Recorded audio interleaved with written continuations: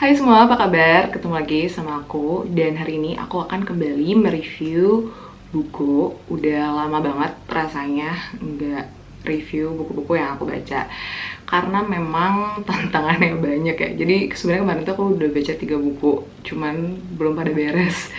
Dan baru buku ini aja yang udah beres, karena memang buku ini tuh paling sedikit halamannya dan paling mudah dimengerti. Dan sebenarnya itu pasti kalian udah banyak yang tahu banget tentang buku ini. Dan buku yang bakal aku reviewin hari ini tuh adalah bukunya dari Mark Manson yang The Subtle Art of Not Giving a Fuck.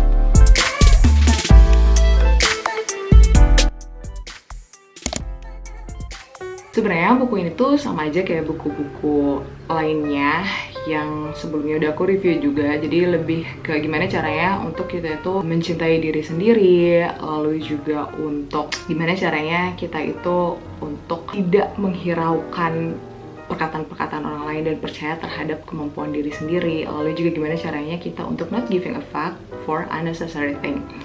Nah, tapi memang menurut aku ya, setelah aku baca buku ini, bedanya itu adalah dari tata bahasanya. Kalau misalkan buku-buku Buddhis atau filosofis yang sebelum-sebelumnya itu bahasanya itu jadi lebih lembut dan lebih nggak to the point. Nah, kalau misalkan buku ini tuh karena mungkin penulisnya orang Amerika juga, jadi cara penulisannya itu sangat American style yang to the point dan anak muda banget. Jadi buat kalian yang pemula yang emang baru mau mulai baca-baca buku, menurut aku buku ini tuh bagus banget buat kalian baca dan sangat easy to read. Dan aku aja kayak baca buku ini tuh 2 hari juga sebenarnya beres sih kalau lagi nggak banyak kerjaan gitu. Oke. Nah, seperti biasa kalau misalkan aku ngomongin buku, aku itu bakal lebih ke ngomongin sebenarnya apa aja isi dari buku yang aku baca ini yang aku dapetin dari sisi aku gitu, dari pemahaman aku. Karena kalau buku sama film tuh kan beda ya. Kalau misalnya film tuh pasti pemahaman tuh bakal sama.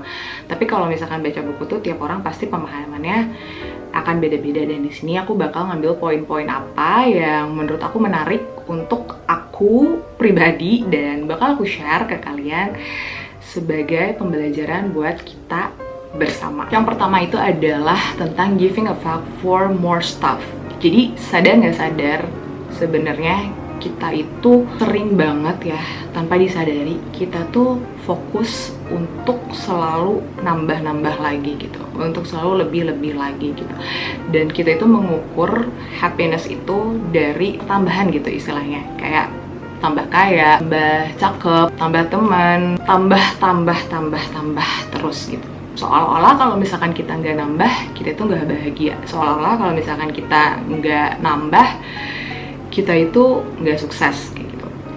Dan sebenarnya ini nggak tahu, mungkin karena ini ya kayaknya yang disebut hakikat manusia itu tidak pernah puas. Karena memang aku juga jadinya bertanya-tanya, apakah sebenarnya ada istilah hakikatnya manusia itu tidak pernah puas? Itu emang sudah secara nalurinya sebagai manusia seperti itu, atau sebenarnya karena dibentuk oleh lingkungan yang memang mendemand kita untuk jadi seperti itu. Dan jatuhnya kalau misalkan kita mengukur sesuatu tuh dari tambah terus, itu tuh bakal capek ke dari kita dan bakal disadari itu ketika kamu ngerasa kayak sebenarnya kita tuh mau ngejar apa sih gitu, kayak gak bakal ada berhentinya gitu. Pembelajaran kedua yang aku dapat dari buku itu adalah mengenai tentang not giving a fuck is too comfortable with being different. Kalau dari penglihatan aku ya, rata-rata orang yang sukses itu, orang yang berhasil itu adalah orang yang sudah comfortable sama dirinya sendiri dan memang berani beda. Kita itu kadang terlalu takut untuk menjadi beda dari orang lain. Kita tuh terlalu takut untuk, karena kita terlalu takut untuk tidak diterima sama orang lain. Sedangkan secara tidak disadari, kalau manusia itu kan diciptakan saja berbeda-beda. Tapi kenapa kita tuh harus maksa buat jadi sama hanya untuk fit in with the environment? Kenapa kita itu harus maksain diri kita supaya sama-sama orang lain, sedangkan kita aja diciptakan sama Tuhan itu berbeda-beda dengan karakter yang berbeda-beda. Tapi karena kita itu takut tidak diterima dengan lingkungan, sehingga kita itu seolah-olah berusaha untuk menyamakan diri kita dengan orang lain. yang sebenarnya berbeda dari orang lain. Tapi ya memang susahnya itu ya, kalau di dunia nyata emang susah banget. Kalau misalnya kita beda sedikit tuh pasti dibully, beda sedikit tuh pasti tanggapan dari orang luar tuh negatif gitu kan. Makanya banyak dari kita tuh yang akhirnya memaksakan diri untuk ya fit in sama lingkungan meskipun sebenarnya kita itu nggak nyaman. Tapi sebenarnya kalau misalkan kita pede dan memang itu baik untuk kita, ya nggak apa-apa. Karena sepengetahuan aku pribadi juga, kalau misalkan orang-orang yang emang udah sukses tuh biasanya orang-orang yang udah comfortable sama dirinya sendiri. Contohnya aja Steve Jobs. Steve Jobs itu kan terkenal dia pakai bajunya tuh itu-itu aja ya.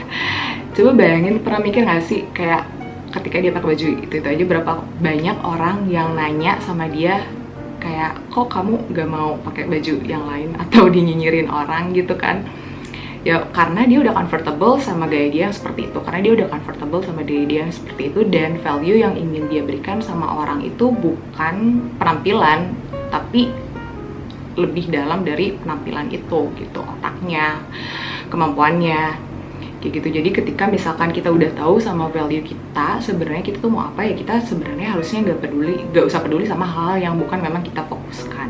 Nah, lalu yang ketiga yang aku dapatkan dari buku ini tuh adalah do not giving a fuck about adversity, but must giving a fuck about something more important than adversity. Nah, sebenarnya banyak dari kita tuh yang ngerasa kayak kita tuh punya masalah banyak banget, tapi sebenarnya masalah yang banyak itu bukan masalah asli yang emang bener-bener itu tuh masalah, tapi masalah yang sebenarnya kita buat sendiri, kayak masalah kecil yang akhirnya kita buat sendiri jadi besar akhirnya, dan itu tuh jadi nambah masalah kita. Contoh kecilnya kayak misalkan kita punya pacar, terus tiap hari kita kayak liatin followernya nambah satu, atau misalnya kita kayak protektif banget kayak gitu, itu tuh sebenarnya kan malah nambah-nambah masalah ya. Yang awalnya misalkan kita kayak adem ayem aja, tapi karena kitanya seperti itu, yang kita undang-undang masalah sendiri, taunya kan jadi nambah masalah. Nah, kebanyakan manusia itu seperti itu kebanyakan. Jadi ketika dia punya masalah, sebenarnya masalahnya itu bukan karena memang ada masalah, tapi emang dia bikin gitu. Jadi masalah yang kecil itu akhirnya jadi besar karena ya dia buat itu tuh menjadi besar. Kalau misalkan ada suatu masalah, kalau misalnya kita anggap itu kecil dan kita selesaikan, itu ya sebenarnya bakal beres. Nah, salahnya kebanyakan dari kita itu ketika kita ada masalah, kita itu malah mencari cara untuk menghindarinya, bukan untuk menyelesaikannya. Nah, yang keempat, we always choosing what we are giving a fuck about. Jadi sebenarnya setelah dewasa, kita itu yang memilih kita mau punya problem apa, kita mau memfokuskan dalam hal apa, kita mau fokus untuk mengerjakan hal apa, itu tuh semua ada di tangan kita. Mungkin ketika kita lahir, ketika kita kecil, kita nggak bisa memilih kita lahir dari keluarga apa, visi kita seperti apa, kita nggak bisa memilih.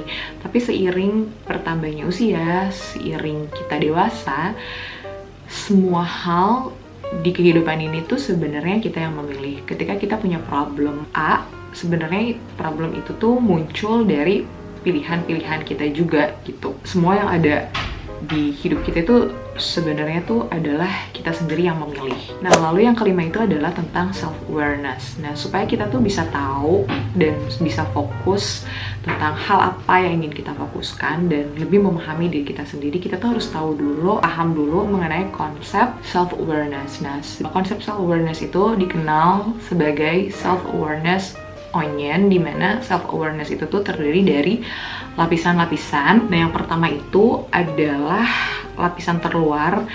Itu tuh adalah ketika kita bisa merasakan dan merespon dari suatu emosi gitu. Misalkan kayak marah, gue sekarang marah, terus gue sekarang sedih, atau gue sekarang senang. Nah, itu tuh bagian pertama. Nah, lalu yang kedua itu adalah kemampuan ketika kita itu menanyakan kenapa kita marah. Terus, kok tadi gue nangis, misalnya, kok tadi gue sedih gitu, kenapa gue sedih ya gitu. Itu adalah lapisan kedua. Dan lapisan yang ketiga itu, atau lapisan yang lebih dalam itu adalah our core value. Jadi itu tuh jawaban dari pertanyaan yang kedua itu sebenarnya. Kita itu bakal marah ketika misalkan gue nggak suka ketika gue diperlakukan seperti ini. Nah itu tuh udah tertanam di dalam value kita. Jadi ketika misalkan ada hal yang tidak sesuai dengan value kita, maka kita akan merespon suatu emosi yang muncul ke tindakan tadi gitu. Nah, lalu selain mengenai self-awareness, di sini juga dibahas mengenai city value disebutnya. Jadi sebenarnya adalah value-value yang terdengar manis, tapi sebenarnya itu tuh nggak baik. Apa aja sih? Nah, salah satunya itu adalah pleasure. Jadi kita itu terlalu terlena dengan kesenangan sesaat. Jadi banyak orang yang hanya mengejar kesenangan sesaat yang sebenarnya kalau di buku ini tuh disebutin bahwa kesenangan itu adalah Tuhan palsu. Jadi kita itu kadang tertutup dengan kesenangan sesaat gitu, dan biasanya orang-orang yang memfokuskan diri pada yang berbau kesenangan sesaat itu biasanya emosinya jauh lebih tidak stabil, terus juga lebih mudah terkena anxiety dan lain-lain. Lalu yang kedua itu adalah material success. Nah, kita itu kebanyakan menilai kesuksesan itu dari segi material. Selalu aja gitu, dari segi material, berapa banyak mobil yang dia punya, berapa banyak rumah yang dia punya, semuanya tuh dari segi material gitu. Terkadang kita bahkan menyisihkan kan value-value lain gitu, seperti kejujuran, terus juga kasih sayang, nilai-nilai sopan santun, yang akhirnya kita tuh malah mengejar materi gitu, karena kita terlalu berfokus pada hal-hal yang berbau material, karena itu tadi, jadi kesuksesan itu dinilainya dari segi materi. Nah, lalu yang ketiga itu adalah always being right. Kita tuh nilai kalau misalkan hidup itu kita tuh harus jadi orang yang paling benar, kita tuh harus selalu benar, padahal enggak selamanya kita tuh harus benar kok, nggak apa-apa kita salah sekali-sekali, karena justru dari kesalahan itu kita bisa belajar sebenarnya harusnya kita tuh kayak gimana sih gitu menghadapi kehidupan ini. Kita jadi bisa lebih belajar lebih dalam tentang kehidupan dari kesalahan. Value yang terakhir itu adalah staying positive. Ini agak kontradiktif sebenarnya, karena di buku itu dibicarakan kadang energi negatif itu bisa menjadi bensin untuk kita untuk menjadi lebih baik lagi gitu. Nggak semua itu selalu harus positif. Kadang nggak apa-apa kok kita sekali-sekali marah, kita mengeluarkan energi negatif kita, terlebih ketika misalkan ada value-value kita misalkan yang dilanggar oleh orang gitu. Dan yang terakhir, nilai yang terakhir yang aku dapatkan dari buku ini tuh adalah pain, rasa sakit. Jadi setelah aku baca buku ini sih sebenarnya yang lumayan bikin aku kayak tersadar bahwa sebenarnya beruntunglah kita yang pernah merasakan rasa sakit apa aja, mau sakit badan, sakit hati, sakit apapun itu, karena pain itu mengajarkan kita arti kehidupan gitu istilahnya. Karena dengan orang yang pernah merasakan pain itu biasanya dia bakal belajar lebih tentang kehidupan. So buat kamu yang misalkan sekarang lagi ada di titik terendah, atau misalkan kamu yang sekarang lagi ngerasa kayak kecewa, mungkin sekarang itu bukan fase kamu, it's okay. Mungkin sekarang itu adalah masa dimana kamu harus belajar, dan justru dengan kamu melewati fase ini, kamu itu bisa tahu titik lemah kamu di mana dan gimana cara kamu handle-nya. Karena suatu saat kamu pasti bakal bersyukur kalau misalkan kamu pernah ngerasain itu, karena aku juga ngalamin sendiri. Pasti Tuhan itu lebih tahu apa yang terbaik untuk kita. Mungkin itu aja review buku yang aku ceritakan hari ini. Kalian bisa komen lagi di bawah nanti buku apa lagi yang harus aku baca. Sebenarnya masih banyak banget PR-nya, cuman belum sempet. And yeah, so happy and thank you so much, and I'll see you in my next video.